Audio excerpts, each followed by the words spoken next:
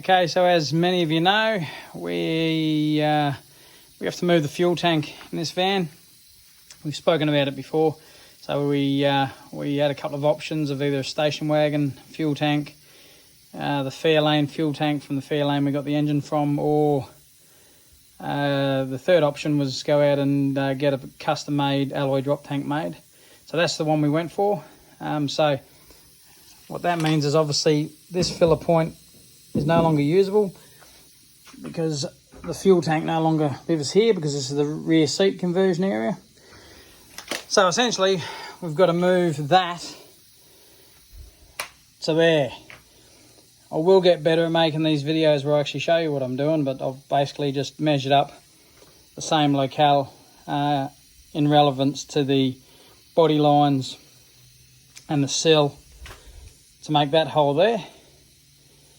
We've just got to actually cut through down in there. We've got to cut out the other side of the underside of the quarter to where the filler hose will meet the drop tank. Essentially that's where it's going. So now I'm not the biggest on panel beating work, so I'm kind of cheating for this bit. And this is how I'm cheating. So we've got the filler point there out of the wagon. So I'm just going to basically cut that out and attach it to the inside of that panel on the van.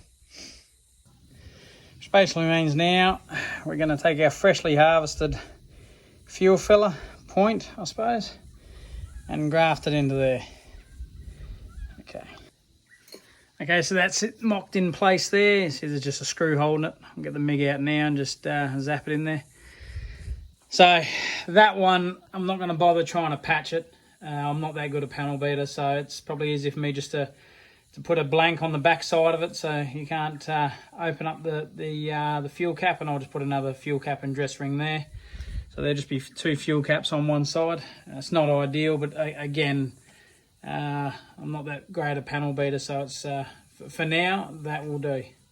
So blank the back of that off, MIG that in, and run the pipe work for the filler, and the fuel system's pretty much sorted.